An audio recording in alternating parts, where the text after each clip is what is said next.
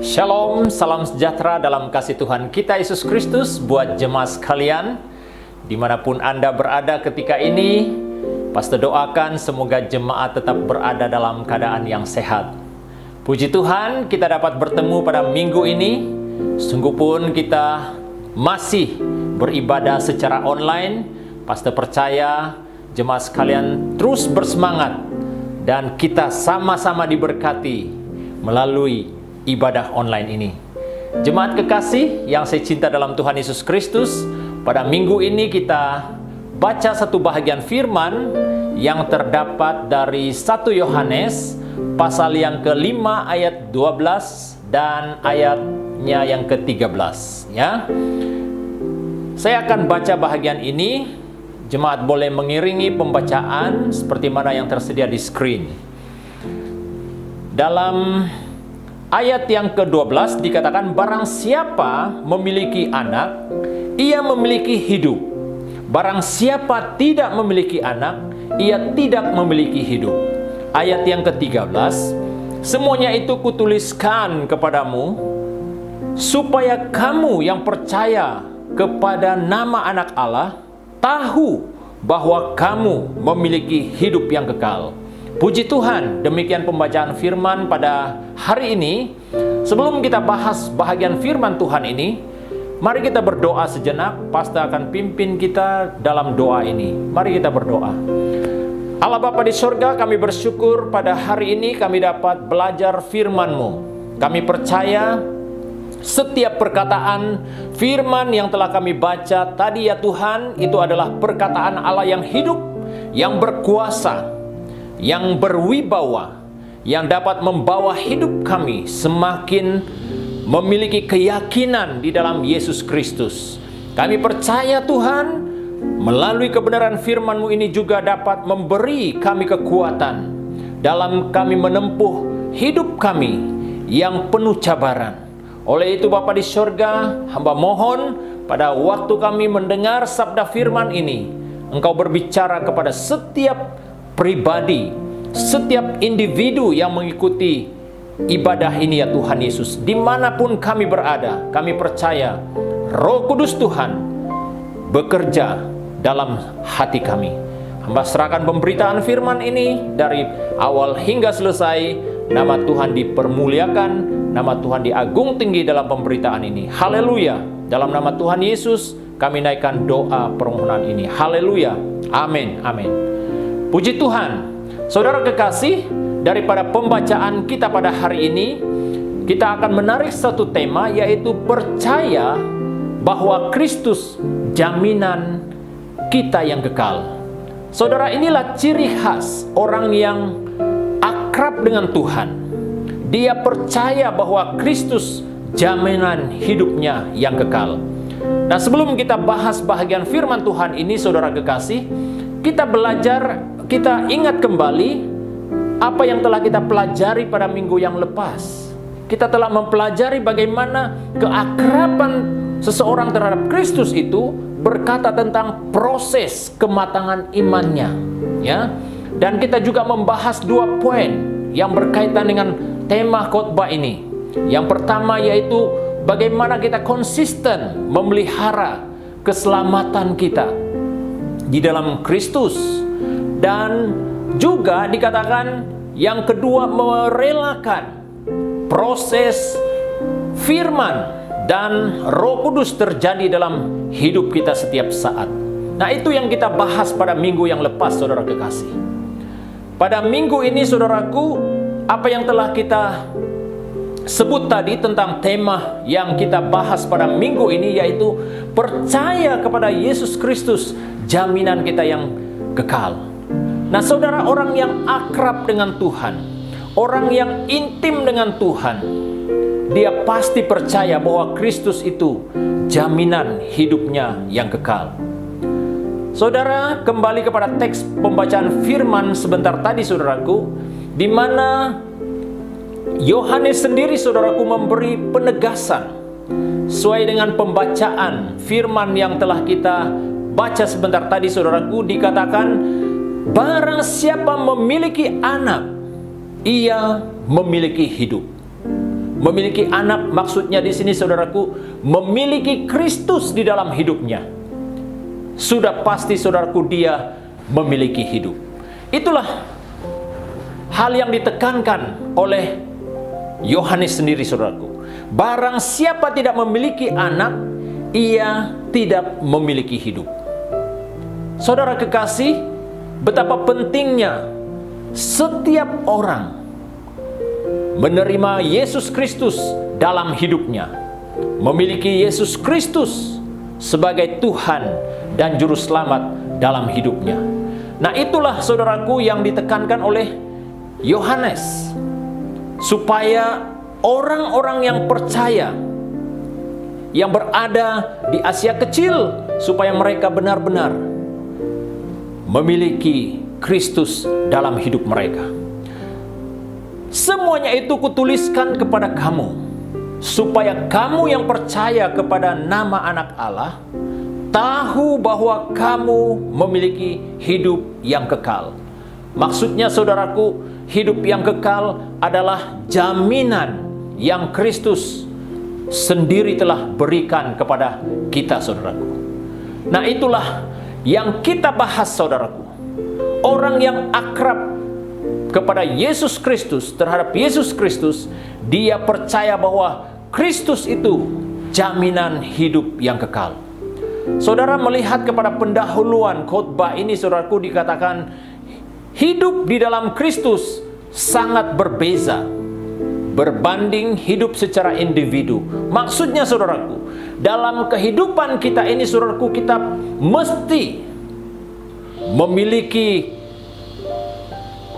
hidup yang benar-benar ada di dalam Yesus dan memiliki kesatuan bersama Yesus. Kemudian dikatakan hidup di dalam Kristus adalah hidup secara korporat. Secara korporat ini saudaraku, kita tidak hanya fokus kepada diri kita sendiri, tapi kita juga percaya bahwa Yesus Kristus sendiri ada di dalam hidup kita. Kemudian dikatakan kesadaran itu untuk tetap bersekutu bersama Kristus, itulah kehidupan yang akan mengalami kemenangan dan kelimpahan. Saudara, pada waktu hidup kita, saudaraku, memiliki kesatuan, memiliki kebersamaan dengan Kristus, saudaraku, itulah yang dikatakan kehidupan kita, saudaraku, ada kemenangan dan ada kelimpahan.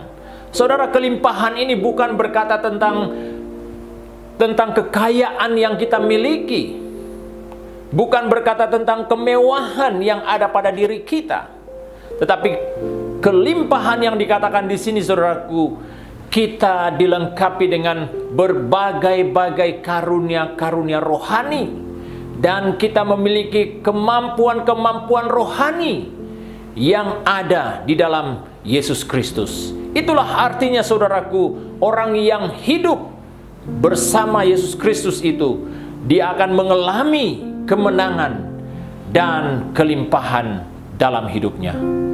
Haleluya. Saudara kekasih, sesuai dengan tema yang kita bahas pada hari ini, kita akan mempelajari 2 poin saudaraku yang berkaitan dengan tema ini. Percaya bahwa Kristus jaminan kita yang kekal. Nah, poin yang pertama adalah pada waktu kita percaya bahwa Kristus jaminan kita yang kekal, yang pertama, hidup kita mendapat bekalan rohani dari Kristus. Apabila kita lihat dalam Yohanes, ya, 1 Yohanes pasal 1 ayat 7, firman Tuhan berkata demikian, tetapi jika kita hidup di dalam terang, sama seperti Dia ada di dalam terang, maka kita beroleh persekutuan seorang dengan yang lain, dan darah Yesus anaknya itu menyucikan kita daripada segala dosa. Saudara kekasih, inilah yang ditekankan oleh 1 Yohanes pasal 1 ayat 7 ini, saudaraku.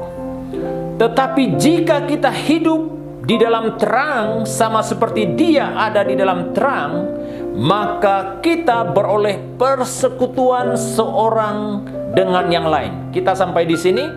Saudara, apa yang dimaksudkan oleh firman Tuhan, ketika kita berada di dalam terang sama seperti Dia ada di dalam terang, maka kita beroleh persekutuan seorang dengan yang lain.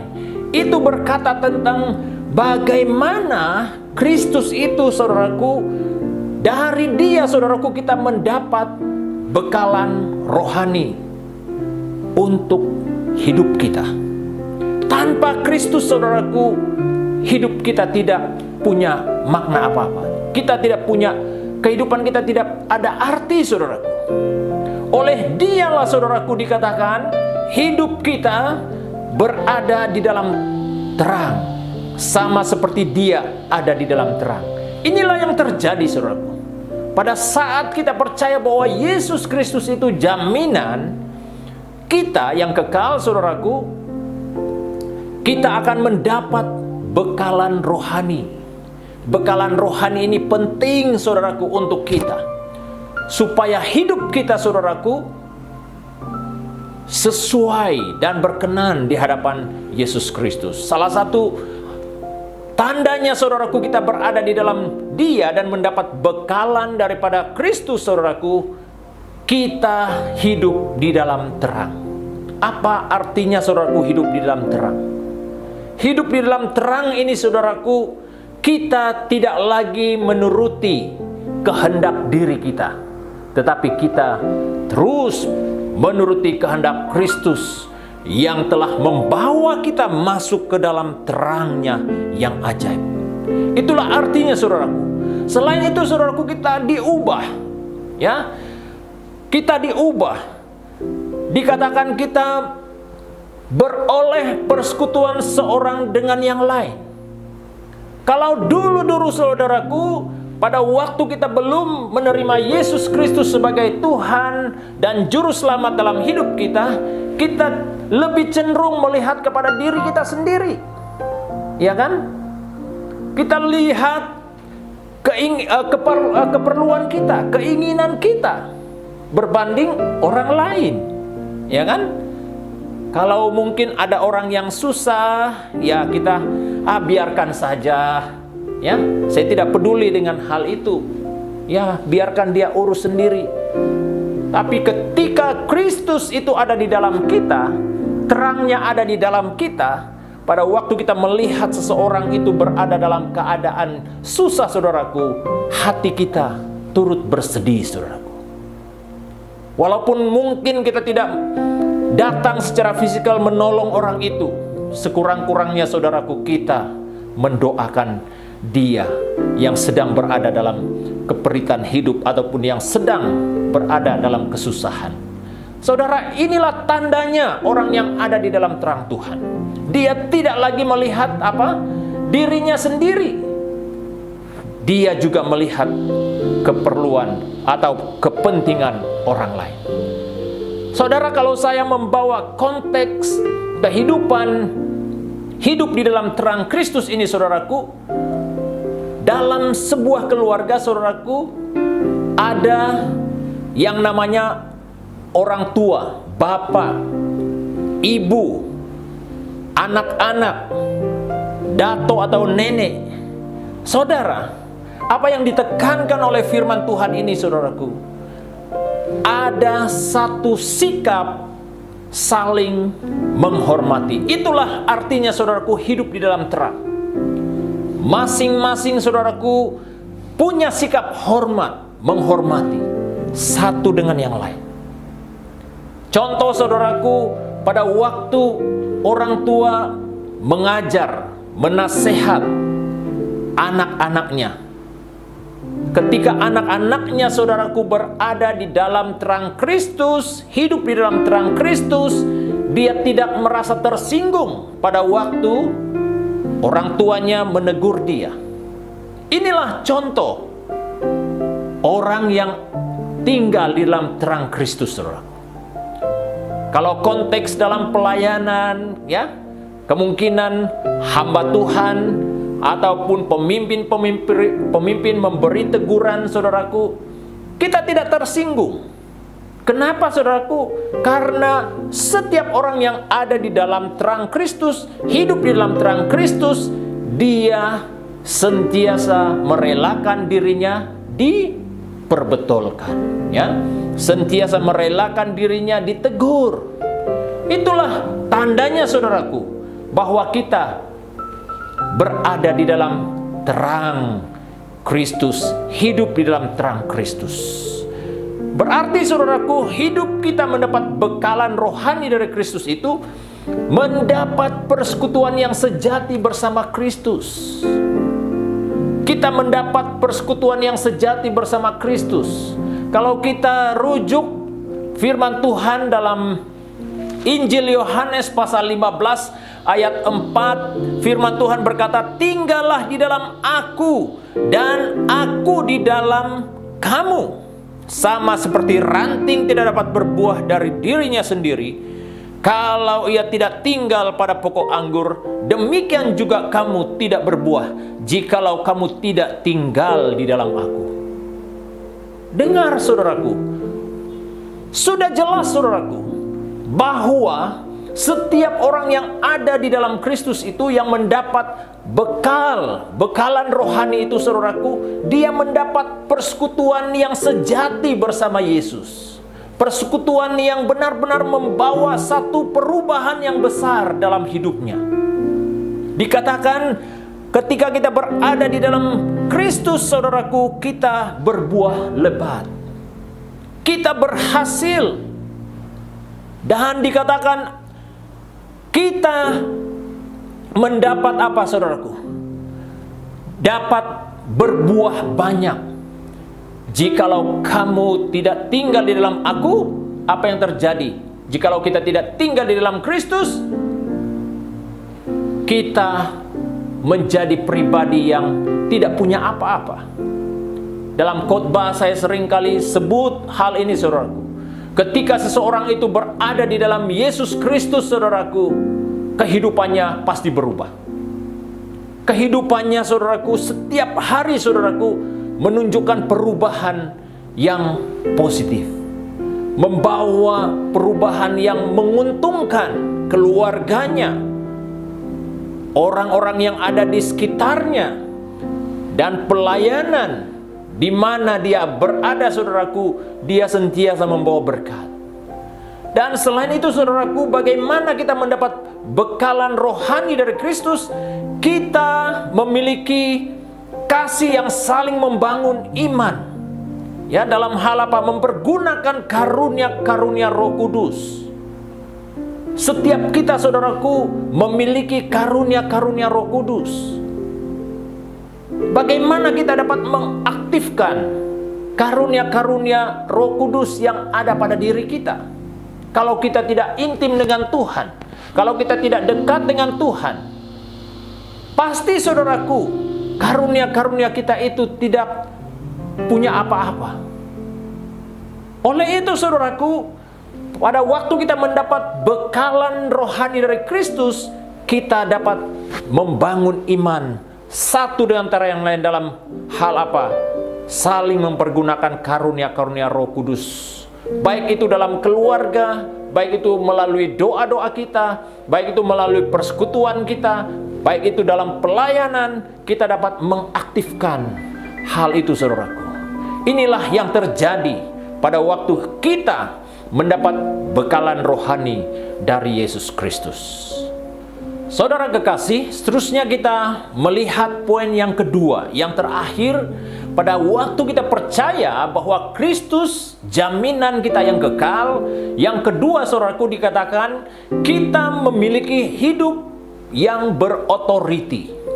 Wah, ini sesuatu yang luar biasa, saudaraku. Kita memiliki hidup yang berotoriti, yang berkuasa, yang berwibawa.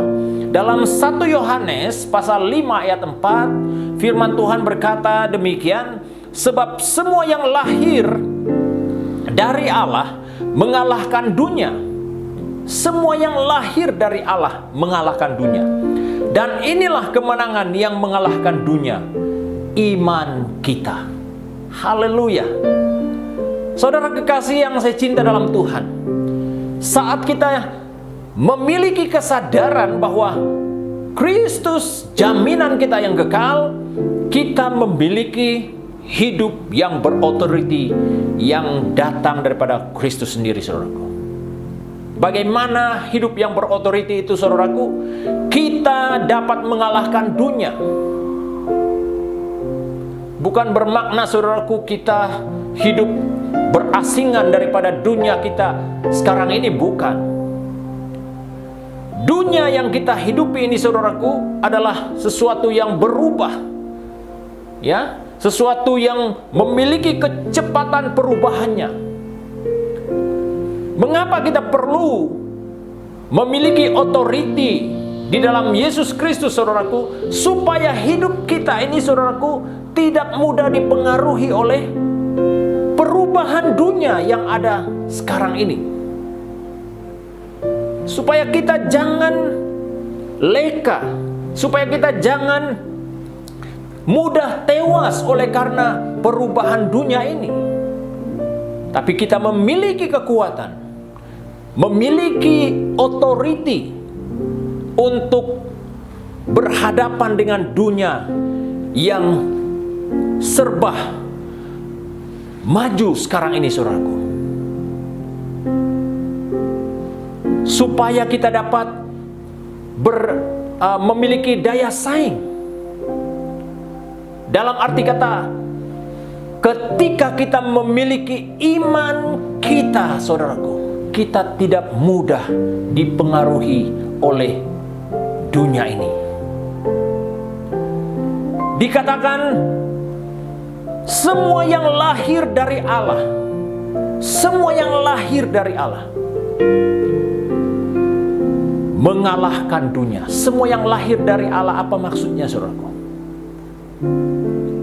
Semua yang lahir berkata tentang diri kita. Semua yang lahir yang berkaitan dengan pikiran kita. Semua yang lahir daripada Allah, mata kita, mulut kita, keinginan kita yang telah dilahirkan kembali, saudaraku, itulah yang dikatakan yang dapat mengalahkan dunia ini. Saudara, ketika kita masih lagi, saudaraku, berada dalam kehidupan yang lama, bagaimana kita dapat mengalahkan keinginan-keinginan dunia ini yang datang menggoda kita? Jelas firman Tuhan berkata bahwa pada waktu kita yang dikatakan lahir dari Allah, saudaraku, segala sesuatu yang ada dalam hidup kita, kehidupan kita yang diubah, maksudnya di sini, saudaraku, itulah yang dapat mengalahkan dunia. Perubahan yang terjadi, yang kita terima itu, saudaraku, itu bukan terjadi oleh karena kekuatan kemampuan kita, tetapi terjadi oleh karena iman yang ada di dalam kita. Saudara, kita telah membahas apa itu iman. Iman berkata tentang keyakinan kita dalam menerapkan kebenaran firman dalam hidup kita, dalam mempraktekkan kebenaran firman dalam hidup kita setiap hari, dalam kita mengikuti kebenaran firman dalam hidup kita setiap hari. Itulah artinya, saudaraku, iman yang benar di hadapan Tuhan. Saudara yang kekasih, apa yang dikatakan kita memiliki otoriti di dalam Kristus, ya, berdasarkan Efesus pasal yang kedua, ya, Efesus pasal yang kedua, dalam dari ayatnya yang ke-6, ya, Efesus pasal yang kedua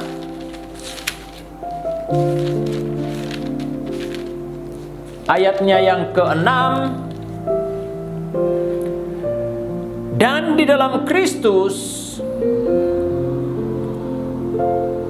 Yesus, ia telah membangkitkan kita juga dan memberikan tempat bersama-sama dengan Dia di sorga.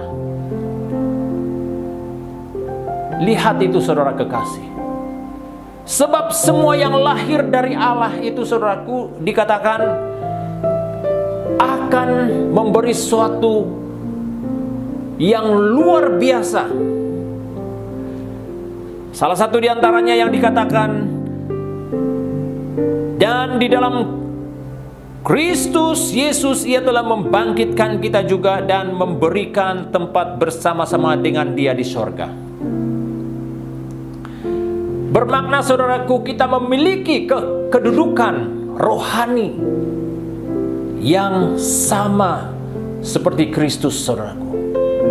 Kedudukan rohani. Itulah keajaiban yang Kristus telah lakukan dalam hidup kita.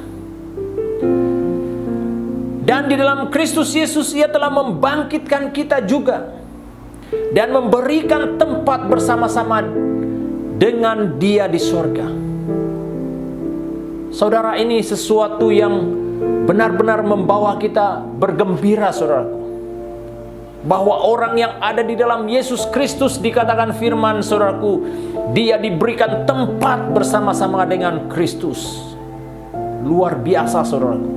Itu sesuatu penghormatan yang Kristus berikan kepada saya, kepada kita, saudaraku. Kita harus menghargainya. Dan kita harus, saudaraku, menerimanya dengan penuh kerendahan hati dan melakukannya dengan penuh iman. Itulah yang Kristus inginkan dari kita semua, saudaraku. Kemudian apa yang dikatakan memiliki hidup yang berotoriti? Ada otoriti di dalam doa-doa kita. Saudara kekasih yang saya cinta dalam Tuhan, mengapa doa ini harus kita lakukan dalam hidup kita setiap hari, saudaraku? Karena melalui doalah, saudaraku, kita dapat bertahan dalam dunia yang ada saat ini, saudaraku. Saudara, jangan kita kira, saudaraku, bahwa doa itu hanya sekedar kita menutup mata dan mengucapkan kata-kata permohonan kepada Tuhan. Sesungguhnya, saudaraku, doa itu adalah kuasa Allah yang bekerja di luar kemampuan kita. Dikatakan ada otoriti dalam doa-doa kita. Ketika kita menaikkan doa kita secara berkeluarga, saudaraku, dalam keluarga kita naikkan doa, kuasa mujizat Tuhan terjadi dalam keluarga kita, saudaraku. Orang tua yang punya anak, suami istri harus bersatu dalam doa, membawa anak-anak dan seluruh anggota keluarga supaya tetap di dalam doa. Dan selain itu ada otoriti dalam doa pribadi. Saat kita, saudaraku, tidak punya apa-apa lagi kekuatan, tenaga kita harus berdoa. Karena melalui doalah, saudaraku, kita mampu melakukan sesuatu di luar batas kemampuan kita. Kalau kita belajar tentang pribadi-pribadi yang berdoa di dalam Alkitab, saudaraku, begitu banyak pahlawan-pahlawan doa yang mana Tuhan telah memimpin mereka menjadi orang yang berhasil. Seperti Daniel dalam doanya, Elia, dan banyak pahlawan-pahlawan doa yang lain. Yang kita lihat, saudaraku, pada waktu mereka berdoa, Tuhan bekerja melalui doa-doanya. Bagaimana doa pribadi kita hari ini? Apakah doa kita sentiasa konsisten setiap hari terhadap Tuhan?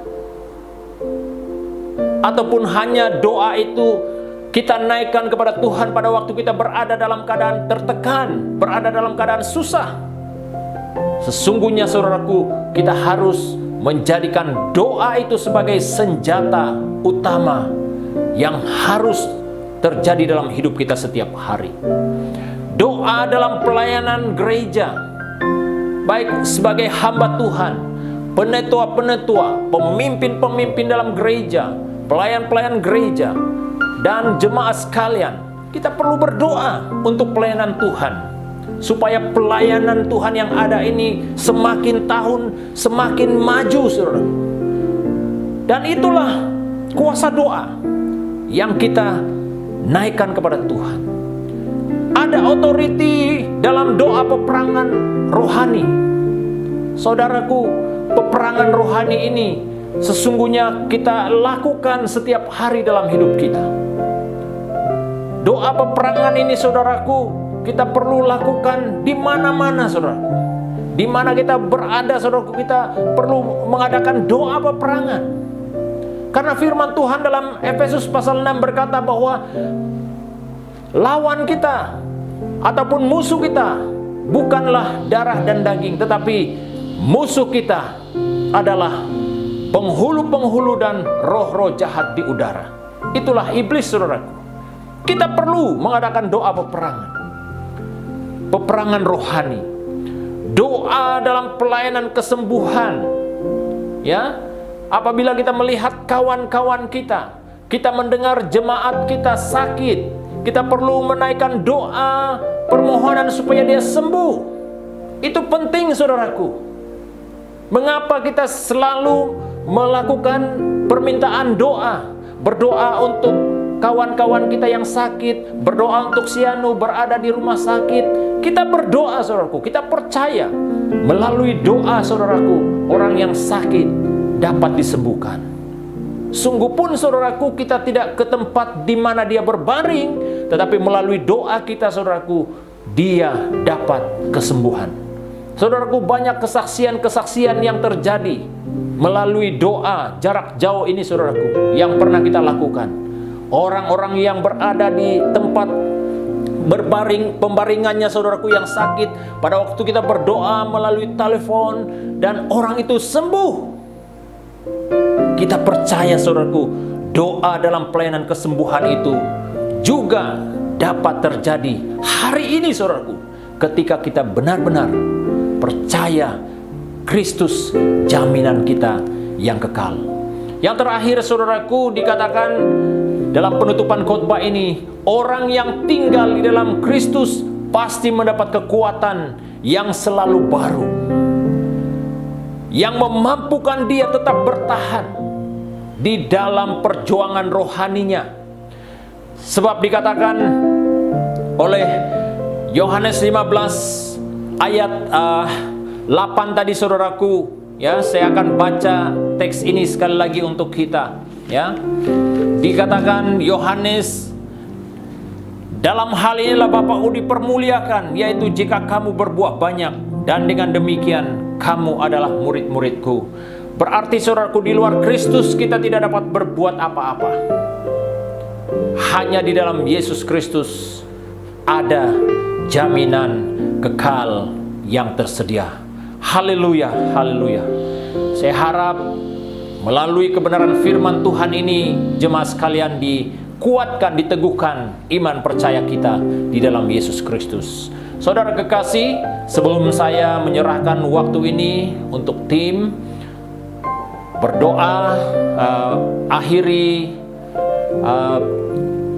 bahagian ini, Pastor ingin mengambil kesempatan berterima kasih kepada jemaat Tuhan melalui doamu, komitmen doamu untuk pelayanan Tuhan di SIB City Life Church Kuala Lumpur, untuk komitmenmu dalam apapun bentuk komitmenmu. Saya percaya, saudaraku, bahwa Tuhan akan memberkati hidupmu, melipat gandakan berkatnya dalam hidupmu setiap waktu. Terima kasih juga untuk komitmenmu dalam memberi persepuluhanmu dan persembahanmu, pemberian kasihmu, janji iman, dan apapun caramu memberkati pelayanan Tuhan. Saya yakin seperti mana janji Tuhan, Dia akan melipat gandakan berkatnya dalam hidupmu. Jemaat sekalian, sebelum saya serahkan waktu ini kepada tim, mari kita datang sekali lagi dalam doa. Pastor akan pimpin kita di dalam doa. Segala puji, syukur, hormat, kemuliaan kami kembalikan kepadamu ya Tuhan, atas berkat, penyertaan, pertolongan-Mu dalam penyampaian firman Tuhan. Kami percaya Bapa di sorga, bahwa kebenaran yang disampaikan akan menguatkan, meneguhkan iman jemaat Tuhan. Kami yakin Bapa, bahwa kebenaran-Mu lah yang dapat memampukan kami untuk tetap bertahan di dalam iman percaya kami kepada Yesus Kristus. Bapa Surgawi, pada kesempatan ini hamba berdoa untuk jemaat sekalian yang setia berdoa buat pelayanan Tuhan di SIB City Life Church Kuala Lumpur, dan juga dalam pemberian yang mereka berikan melalui persembahan, persepuluhan, janji iman, pemberian kasih-Nya. Hamba mohon berkat-Mu Tuhan lipat gandakan atas hidup mereka Bapa di surga, dalam pekerjaan dan keluarga dan studi dan usaha bisnis mereka Tuhan. Engkau berkati Bapa di surga. Hamba berdoa sekali lagi ya Tuhan, untuk jemaat Tuhan yang berada dalam keadaan sakit, siapapun mereka Tuhan. Hamba berdoa di dalam nama Tuhan Yesus, jamah sembuhkan sakit penyakit mereka Bapa di surga. Terima kasih Bapa di surga atas berkat penyertaan-Mu dalam ibadah ini. Haleluya, terpujilah nama-Mu Bapa di surga. Di dalam nama Tuhan Yesus kami naikkan doa syukur kami. Haleluya, amin. Terima kasih jemaat Tuhan. Jumpa Anda di minggu hadapan. Tuhan Yesus memberkati. Shalom.